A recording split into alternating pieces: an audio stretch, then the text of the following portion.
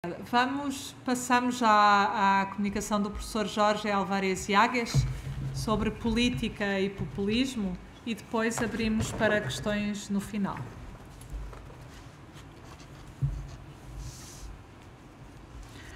Bueno, boa tarde a todos, en que voy a hablar en español. Trataré de ir despacio para facilitar la comprensión y al mismo tiempo ajustarme a los minutos que tengo. Bueno, creo que es muy importante, bueno, antes de nada dar las gracias, por supuesto, a Marta y al Grupo de Estudios Democráticos por tener esta oportunidad de discutir con vosotros cosas que yo trabajo. Bien, vamos al asunto. El populismo hoy es una cuestión, creo, central en cualquier reflexión sobre la democracia y por una serie de razones que ahora no voy a entrar en ellas, considero que no es un fenómeno coyuntural, es un fenómeno llamado a mantenerse en el tiempo, puesto que hay una estructura de crisis que lo va a generar y, en consecuencia, no estamos asistiendo a un fenómeno pasajero, sino que va a ser un fenómeno más estable de lo que suele pensarse.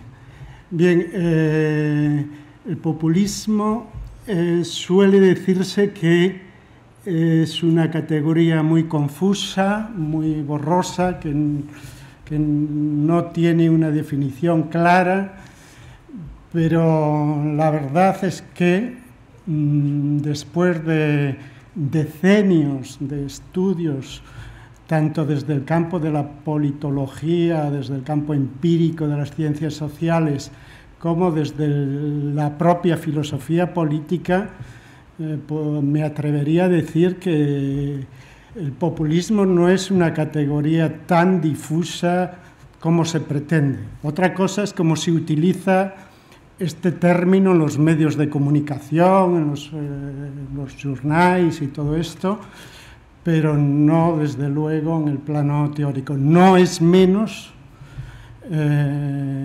clara, no es menos precisa que cualquier otra categoría política. Liberalismo, derecha, izquierda, revolución, igualdad, en fin, son también categorías de contornos difusos y no el populismo lo es más, ¿no?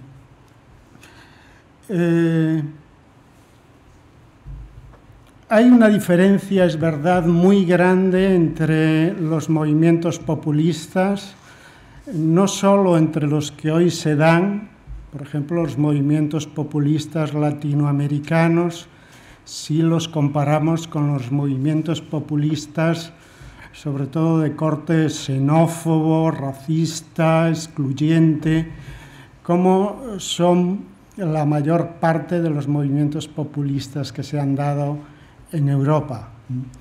Hay, pues, una gran diferencia entre ellos, como la ha habido a lo largo del tiempo.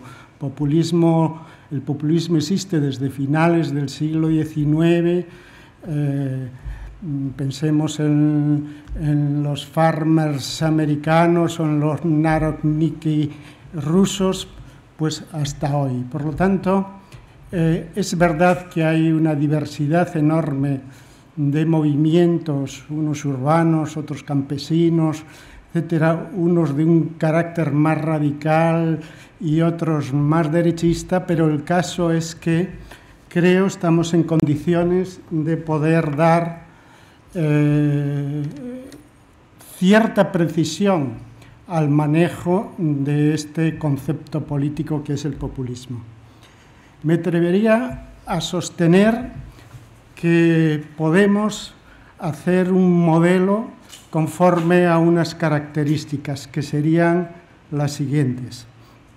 En primer lugar, el concepto de pueblo que el populismo maneja. Para algunos autores aquí está, por ejemplo, pienso en Bernard Milat, uno de los grandes estudiosos del populismo hoy, aquí radica una de las características más definitorias de este fenómeno. El concepto de pueblo, entendido, desde luego, esto lo tiene en común con otras corrientes, como el lugar de la soberanía, como el que puede proporcionar legitimidad a un régimen en la medida en que exprese o no su voluntad. Pero lo que define al populismo no es tanto esta atribución, que ya digo es general, la soberanía radica en el pueblo, como el concepto que se hace de pueblo como algo unitario, como algo en cierto modo homogéneo, en el que si hay divisiones, estas son consideradas en cierto modo artificiales, introducidas por factores ajenos a lo que el pueblo en sí mismo es. Un pueblo en el que las diferencias de clases sociales, las diferencias de intereses generalmente quedan disimuladas por la común pertenencia a esto definido como pueblo, y en consecuencia orillado todo individualismo, todo pluralismo, sin que yo ahora connote aquí el término individualismo negativamente, sino en el sentido de unido a pluralismo. Generalmente, pueblo aparece como una categoría prepolítica, como algo que está dado ya de antemano, antes de introducirse en una escena política, ya existe eso que se llama pueblo, y en cierto modo, si podemos hacer algo en torno a su, entre comillas, construcción, esto no es más que una labor de despejar los artificios, arrinconar los artificios que no lo dejan aparecer como tal pueblo. Es decir, en el populismo el concepto pueblo es una categoría que tiene un componente de naturalización de un sujeto o macrosujeto unitario ya dado.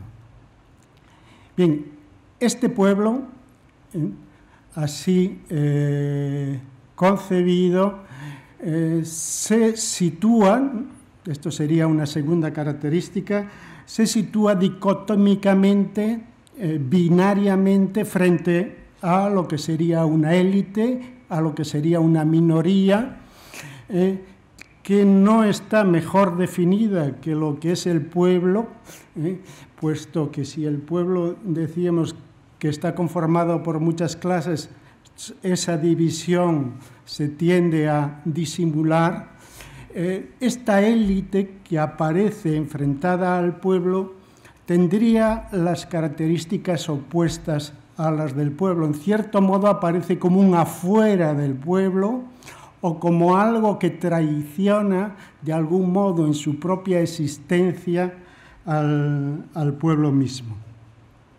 En realidad, el concepto de lucha de clases en esta división dicotómica entre pueblo y élites, ¿no? El concepto de lucha de clases tampoco es utilizado desde la perspectiva populista.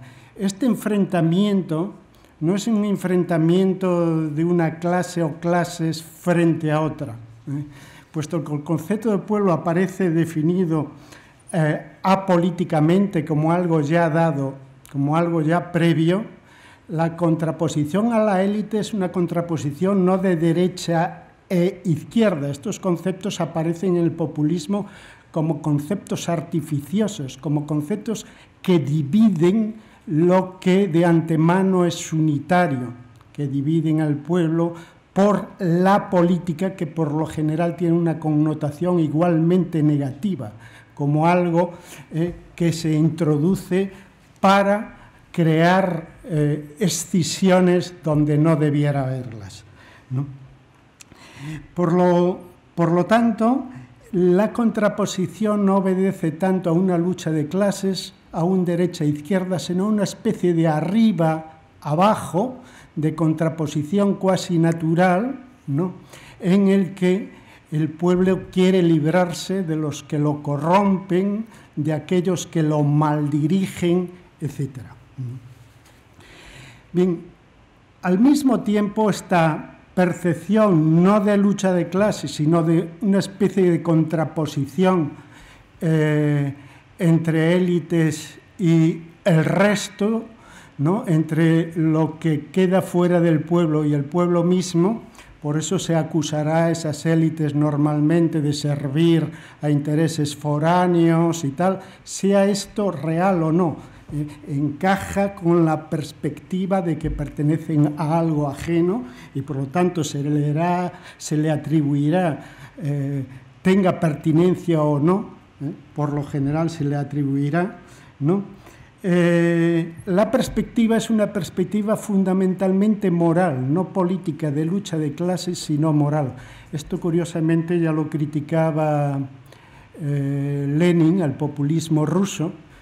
Lenin dedicó un libro nada menos que al análisis económico del populismo y les acusaba precisamente de esto, de no tener una concepción enfocada desde la lucha de clases, sino desde un punto de vista un tanto moral, ¿no? Entonces, como el populismo ruso era un populismo fundamentalmente de base campesina, los campesinos lo que veían o lo que le explicaban a los campesinos era que sus enemigos no era determinada clase, la oligarquía, terrateniente o lo que fuera, no, sino que sus enemigos eran unos granujas, corrompidos, etc. Es decir, se construía un sujeto moral frente a ellos, no un sujeto de clases. Y en consecuencia no hablemos ya de si el capitalismo como estructura era en realidad la estructura adversaria contra la que tenían que luchar o no. Bien, aparte de esta característica, es fundamental también para definir el populismo la cuestión del líder, la cuestión del liderazgo. Puede darse líderes en cualquier tipo de movimiento y es normal que se den. Sin embargo, el líder en los movimientos populistas tiene una relevancia excepcional. El líder tiene un carácter primario, no es el líder secundario, por ejemplo, del que hablaba Max Weber o del que hablaba Freud. No es el líder que se somete a ideas más abstractas, este es el líder secundario, desde las cuales todo aquel que las comparta puede juzgar al mismo líder. No es este líder que tiene un modo de operar que en un determinado momento lo hace superfluo. Es decir, es el líder que en un principio adopta una posición heterónoma, pero toda su manera de dirigirse al otro es para que los otros sean en un determinado momento autónomos y pueden prescindir del líder mismo. No, es un líder primario que establece una relación vertical con la masa y de carácter directo con la masa, sin mediar instituciones, ¿no?, sin mediar representantes, sino que establece esa comunicación proponiéndose o apareciendo él como la mejor representación de las señas que caracterizan al macrosujeto pueblo. Y también, en consecuencia, aquel que interpreta mejor la voluntad de este mismo pueblo. Bueno, ese líder excluye las mediaciones. Este rasgo, la exclusión de las mediaciones, tiene mucho que ver con la condición, y es otra característica fundamental, anti-institucionalista del populismo. El populismo es antiinstitucional. ¿En qué sentido antiinstitucional? Puesto que tenemos muchos casos de populismos gobernantes y durante decenios en que han tenido instituciones y organizado democráticamente elecciones, etcétera, etcétera. ¿En qué sentido, pues, antiinstitucional?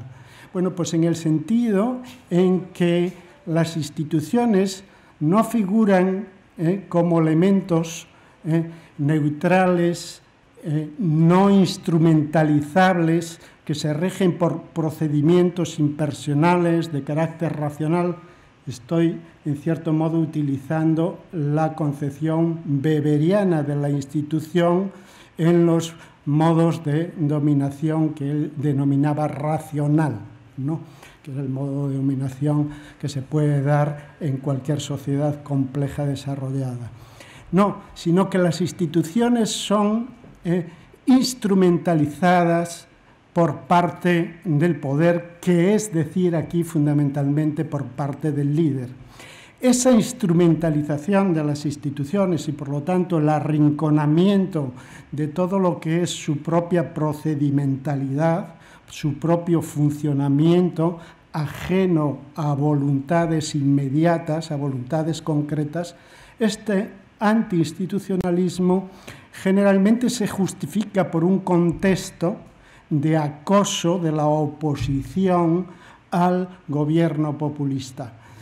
Entonces, ese acoso de la oposición al gobierno populista es lo que hace que el gobernante justifique de algún modo la necesidad de proceder un tanto excepcionalmente para poder enfrentar a enemigos tan poderosos, etc. Esta dinámica lo que hace es, lógicamente, aquello que curiosamente, el propio Freud decía, lo que hace es conceder progresivamente un sobrepoder al líder al permitirse el manejo de las instituciones. En este sentido instrumental, el populismo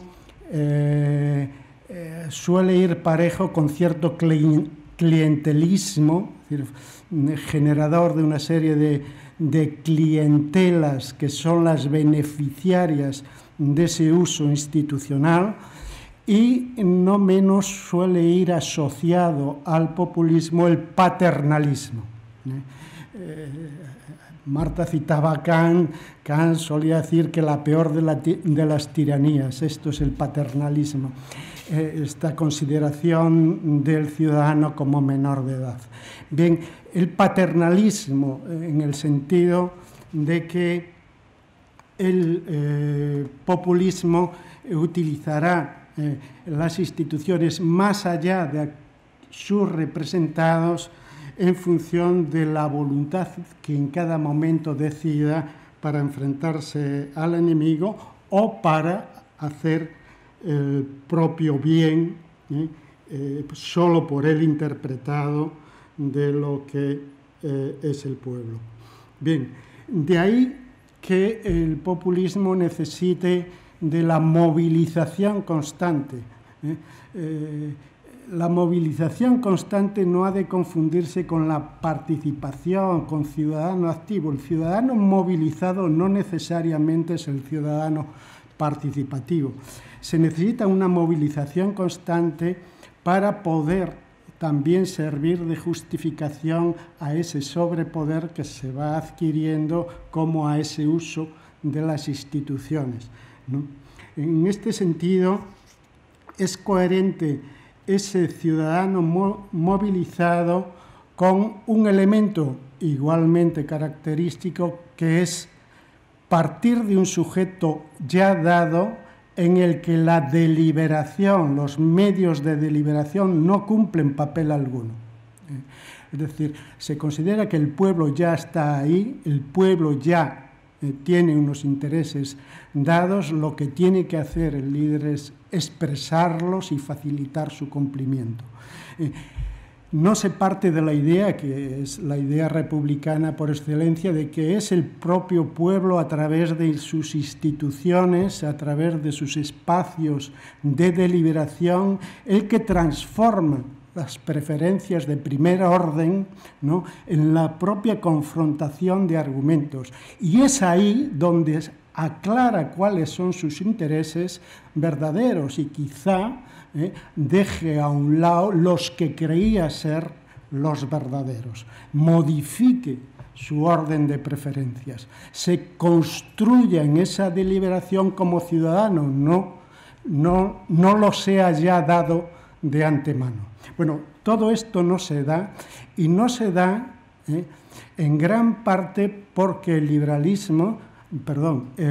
populismo lo que hace es considerar, tiene un deje, una connotación intelectual muy grande, porque suele considerar todo este argumentativismo, la necesidad de deliberar, el razonamiento como intelectualismo, como abstracción, y suele darle mucha importancia al relato, a la narratividad, a las emociones, a los afectos, a los elementos de persuasión, etcétera, etcétera, de seducción, de identificación, más que a estos otros elementos de razonamiento propios de la deliberación. En fin, el populismo maneja todos los conceptos tradicionales que tratamos desde la filosofía política de poner en cuestión. Concepto de soberanía, concepto de pueblo tal y como lo he dicho, o el concepto de poder. Es muy importante esto. Para él el poder es mero instrumento y cualquier poder es utilizable. Por eso lo que hay que hacer con él es ocuparlo, conquistarlo, para ponerlo al servicio de otros fines.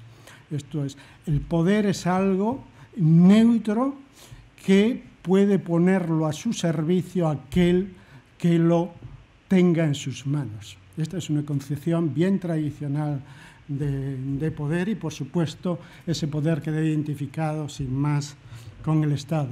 De ahí que el populismo sea consecuente en este aspecto y se proponga esa conquista. Bueno, si tenemos en cuenta este conjunto rápidamente definido de esta constelación, este conjunto de rasgos, ¿no? Debemos considerar que esos rasgos guardan una coherencia entre sí. Por ejemplo, frente a lo que sostiene Laclau de todas las teorías, las caracteriologías que se han hecho del populismo, que no tienen una lógica interna, creo que en esto está errado Laclau. Tiene una coherencia interna, hay una lógica que une a esos rasgos. Por ejemplo, la existencia de un liderazgo fuerte que tiende al sobrepoder claramente pues se acompaña de esa instrumentalización de las instituciones.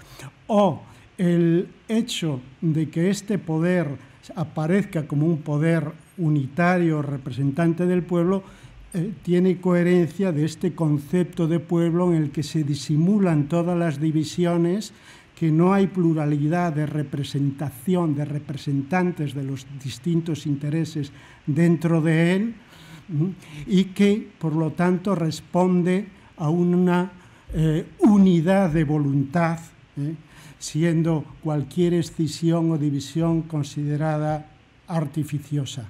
En consecuencia, los elementos se refuerzan entre sí y hay una lógica, pues, entre ellos.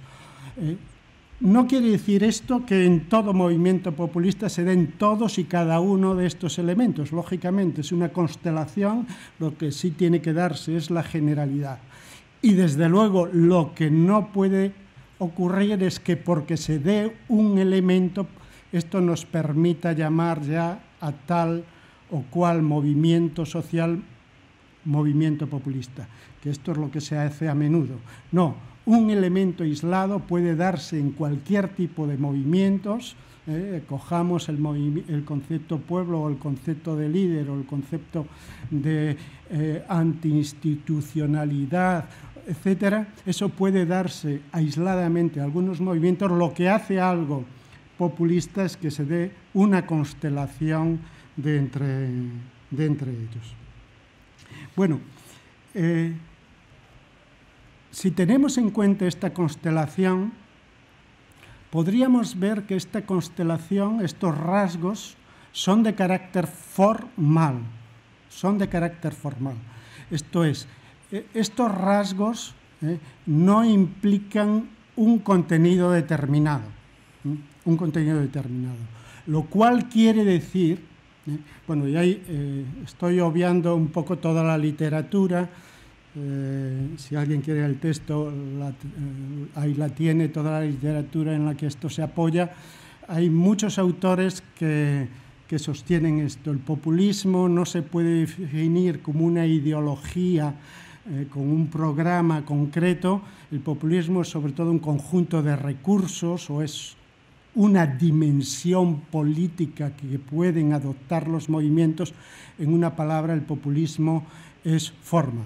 Esto desde Worsley, Schurel o el mismo Laclau o Félix Ovejero, en fin, estarían de acuerdo, un conjunto de autores estarían de acuerdo. Y yo con ellos, el populismo es forma, lo cual quiere decir que puede adoptar contenidos distintos. Y esta misma forma de líder, antiinstitucionalidad, concepto de pueblo, etc., y esta misma forma puede aparecer sirviendo a una materia, utilizo los conceptos forma-materia, ¿no?, a una materia, a un contenido que podemos considerar de derechas, pongamos, o puede servir a una materia o contenido de redistribución social, de inclusión de sectores de la sociedad hasta ese momento marginados, etcétera, que nosotros consideraríamos más bien de izquierdas. Entonces aquí se nos plantea una cuestión. Si entendemos el populismo como forma que puede servir a una materia u otra distinta y por lo tanto aparecer como populismo de derechas o populismo de izquierdas, esto quiere decir entonces que esa forma, el populismo, es neutra respecto a la materia que se proponga, es neutra porque puede servir a un fin o a otro. Bueno, la contestación por mi parte a esto es no. En absoluto es neutra. En absoluto es una forma en el sentido puramente lógico del término. Yo lo diría que es más bien en el sentido hegeliano del término. Es una forma que tiene implicaciones determinadas, lo cual me haría muy difícil hablar de populismo de izquierda. Me haría muy difícil hablar de populismo de izquierda. Solo cabe y tiene sentido hacerlo si se hace no desde el punto de vista de esta forma, sino desde el punto de vista estricto de la materia, del contenido, porque esa forma de algún modo ha llegado a servir a valores considerados tradicionalmente de izquierdas. Pero aquí, lógicamente, nos encontraremos con un problema. Si alguien comparte esto, que el populismo es una forma que puede servir por un igual a contenidos radicalmente opuestos, ¿no?, tendrá que enfrentarse a problemas muy serios, ¿no? Un problema fundamental es la relación entre fines y medios, uno de los problemas más centrales de toda la reflexión política, ¿no? Es muy curioso que una de las teorías que han tratado de justificar el populismo, como es la teoría de Ernest Laclau y de Chantal-Mouffe, no dediquen, por ejemplo, Ernest Laclau no lo hace en su libro de 2005, Razón populista, una sola frase a reflexionar sobre la relación medios-fines. Alguien que entiende el populismo como forma, ¿no? Bueno, pues entonces nos tendría que explicar cómo los medios son neutros o ajenos a los fines. ¿Cómo es que puede darse esto? ¿Cómo es que puede darse una relación vertical de líder-masa sin que medien representantes, o una concepción del pueblo como algo amalgamado, nebuloso, en que no hay representantes plurales claros de intereses distintos, de clases sociales distintas que forman una alianza? Fijaros que los casos prácticos de frentes populares de los años 30, ningún teórico se le ocurrió denominar a eso populismo, porque no hay amalgama, no hay mezcolanza en el sujeto pueblo. Hay intereses representados por distintos partidos, ¿no?, que se consideran pertenecientes a sectores sociales distintos, y esos acuerdan un frente común. Eso no es populismo. El populismo disimula, es bajo la unidad todas esas divisiones. Bueno, esos conceptos son neutros, realmente no implican, no tienen consecuencias políticas, incluso consecuencias para la materia, ese contenido que se dice defender. Bueno, mi particular punto de vista es que sí, que tienen consecuencias especialmente desastrosas desde el punto de vista de la izquierda. Sobre todo si por izquierda se entiende un pensamiento de la democracia radical. Si por izquierda se entiende un pensamiento que pretende llevar la forma política a sus máximas consecuencias, que es lo mismo que decir, esto tampoco tengo tiempo para poder presentarlo, política. Entiendo que política y democracia son dos categorías que se solapan. Política tiene un concepto, tiene una potencia normativa, y esa potencia normativa va unida al concepto de democracia. Bueno, pues si la izquierda lo que pretende ser es consecuente ante todo con la forma política misma, entonces hay una tensión entre la forma populismo y la materia llamada de izquierdas que se dice que puede defender. Hay una tensión. Para poder mostrar esa tensión tendría que examinar por una parte las tesis de Laclau. Creo que esto no voy a tener tiempo de hacerlo, pero sí, desde luego, examinar qué se entiende o qué ha de entenderse por política como categoría, y como tal categoría con potencia normativa, para ver en qué medida esa forma que representa el populismo es, en primer lugar, una forma netamente política o no, y en esa medida, entonces, coherente o incoherente con la materia o los contenidos de izquierda que se cree puede defender. Bueno, la forma política, la categoría de política, avanzo la tesis, está en conflicto con la categoría de populismo, cuyo perfil he tratado de definir rápidamente. Está en conflicto directo con ellos. Política exige libertad e igualdad. Es decir, política exige que todos los ciudadanos se comporten como seres libres e iguales. Libres e iguales. Esta doble condición es lo que explica que el único régimen, la única politeía consecuente con esto, con política, ha de ser necesariamente lo que entendemos por democracia. Voy a dejarlo de Laclau a un lado. Ha de ser necesariamente democracia, ya que cuando se da una relación entre iguales libres, no hay otra posibilidad que la de turnarse en el gobierno.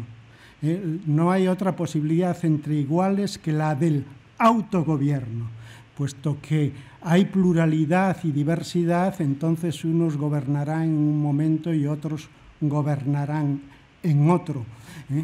sin que nadie pueda ocupar ese espacio vacío, necesariamente vacío porque ha de permitir esa alternancia de gobernantes y gobernados, que todos puedan gobernar, sin ocupar el espacio vacío, porque si no se impediría, se estancaría. Si alguien ocupase sustancialmente el espacio vacío del poder, se estancaría esa posibilidad.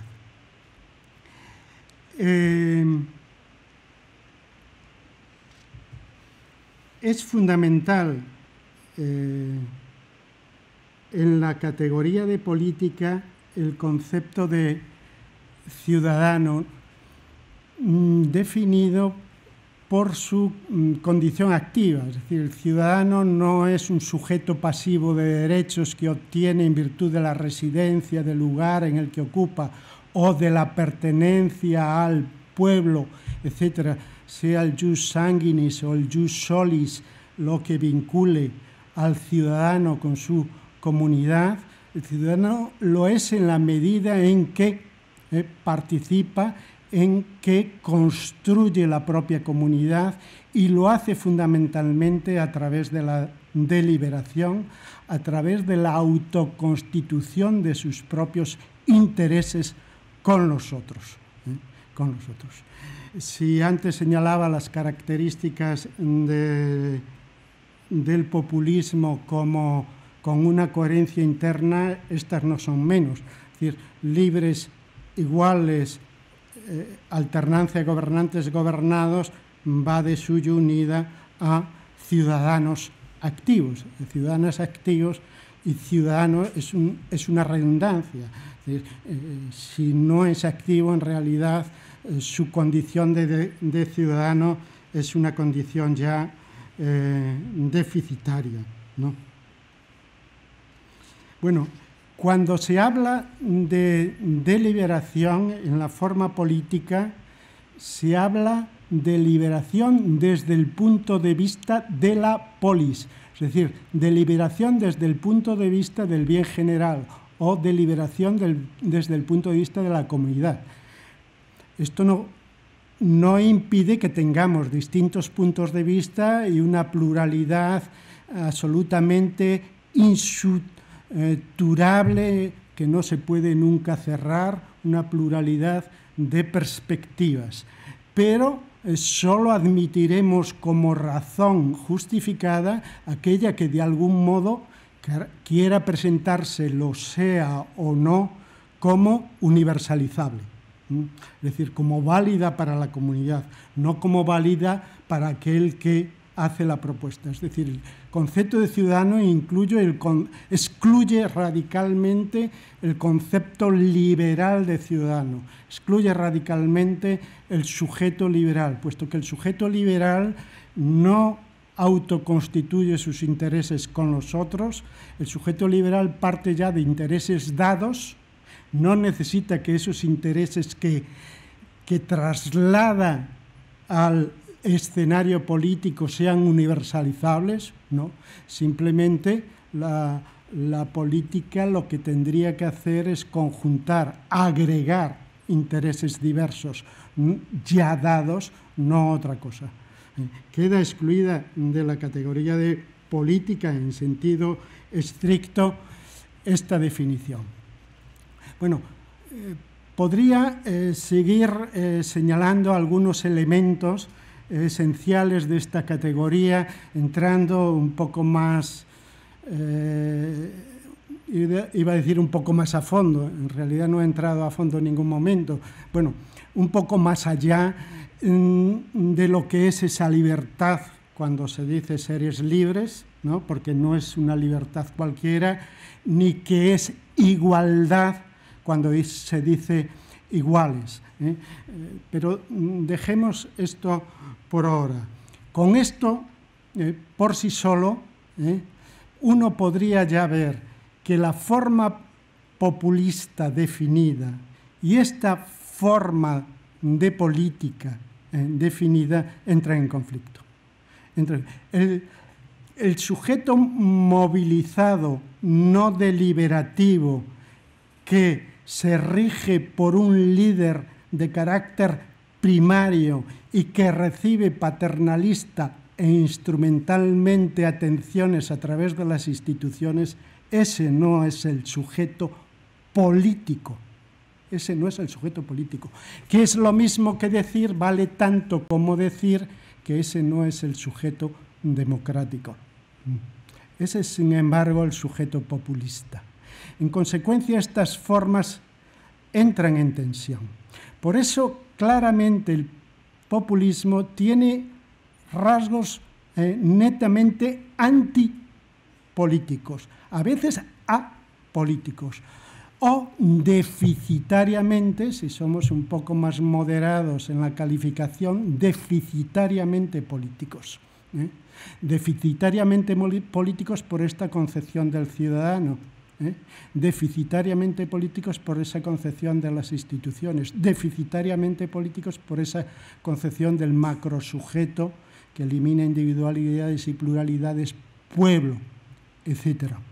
En ese sentido, antipolítico en el sentido de que todos esos elementos no sirven para responder o construir, si en algún momento no se da, el concepto de ciudadano político, se puede añadir si se quiere, pero es redundante, del ciudadano como tal, ya que la forma de relación del líder primario con las masas es una forma que deja en heteronomía constante a las masas. Esto lo sabía muy bien Gramsci. A veces los intentos de justificar el populismo remiten a Gramsci. Desde mi punto de vista no hay disparate mayor, no hay disparate mayor. Toda la concepción de la hegemonía gramsciana implica un tipo de pedagogía, de relación dirigentes-dirigidos, absolutamente opuesta a la que acabo de indicar como la relación del líder primario con las masas. Pensemos en la idea de Gramsci de que los consejos de fábrica, los consigli de fábrica, eran aquellos espacios en los que se autoconstituía el futuro sujeto gobernante, que era la clase obrera. Es decir, ya en el momento de constituir consejos en la fábrica se está formando aquel que se va a autogobernar. De manera que no hay ahí una relación como la relación que se da entre líder y masas en el populismo. Esa relación era más bien del tipo que Gramsci denunciaba en el populismo de su tiempo, que era el boulangerismo de Boulanger, el boulangerismo, o el tipo de relación que él contestó siempre, que era la que relación de carácter claramente heterónomo, que era la que establecía la Iglesia con sus fieles, que mantiene a los fieles siempre en la posición del rebaño necesitado de pastor, siempre en la posición de seres eternamente guiados. En este sentido, es antipolítico, porque no tiene la construcción de la categoría de política, el populismo. De ahí que sea absolutamente consecuente esa idea de un sujeto natural dado, en lo que tiene mucho en común con el liberalismo, solo que el liberalismo parte de individuos, mientras que el populismo parte ya del sujeto del macro sujeto pueblo, que en definitiva está ya dado, y toda la construcción, como os decía, se limita a despejar, a eliminar de él aquello que se le ha añadido y que es artificioso. De ahí también la habitual consideración de los políticos como clase en el populismo, y una concepción negativa de la política, y que pueda presentarse a veces el líder como alguien que viene de afuera, de un espacio ajeno y externo a la política. Todas esas dimensiones que son explícitamente antipolíticas, sin embargo, no son las que de fondo son más antipolíticas, como es ese concepto de pueblo mismo, como es la relación del liderazgo, como es la concepción de las instituciones. En este sentido, el populismo, aunque Laclau haya intentado justificarlo como la política misma. La tesis de Laclau es que, en definitiva, el populismo es la política. Populismo no es más que una forma de hegemonía y eso es la política. Es decir, todo político trataría de definir a un pueblo frente a una élite, estableciendo un sistema de equivalencias en el seno del pueblo, jugando con significantes flotantes y vacíos para aunar de esa manera nominal, lo dice claramente Laclau, no lógica, no argumentativa, sino nominal, ese sujeto, ¿no? Dice, esto es la política. Bueno, mi tesis, como veis, es radicalmente opuesta. Eso es justamente lo opuesto, la negación estricta de la forma política.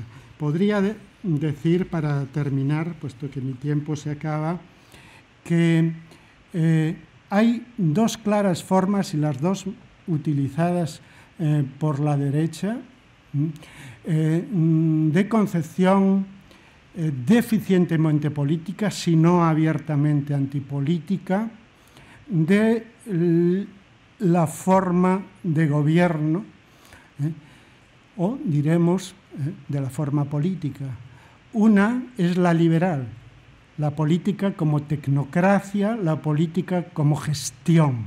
Esta es una forma claramente no política. Pero otra es la forma a la que a veces se ha acudido como alternativa a esta, como alternativa a la aplicada por el establishment, por esa élite que no pertenece al pueblo ni entiende de él, ¿no? Que es el populismo. Sin embargo, a mi modo de ver, esas dos formas son cuestionables desde la categoría de política misma.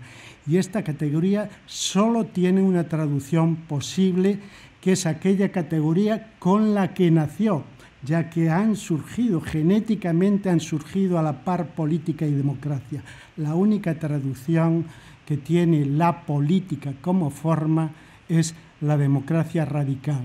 Por eso no puede servir, si por democracia radical entendemos izquierda, no puede servir la forma política del populismo a la materia que nosotros podemos juzgar de izquierda. En algún momento y más pronto que tarde, entrará en contradicción con ella.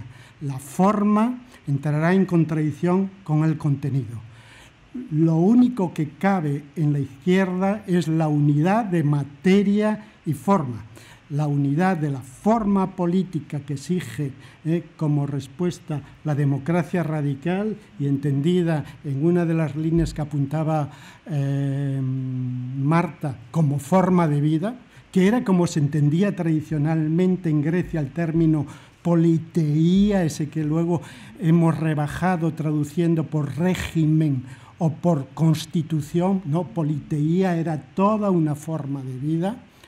Era régimen, pero en el sentido en que lo empleaban los médicos, en el sentido en que lo empleaba la medicina, una forma de existencia sana que comprendía todos los aspectos de la vida, como el régimen que te aconsejaban los médicos incluía todos los aspectos de la vida, no solo era un aspecto ligado a una determinada enfermedad, había que vivir de una determinada manera. La izquierda entonces tiene que unir forma y materia. No cabe servir a la igualdad mediante una forma cuya plasmación no sea la de la democracia radical. Y esa forma no es el populismo, es la forma política misma. Nada más.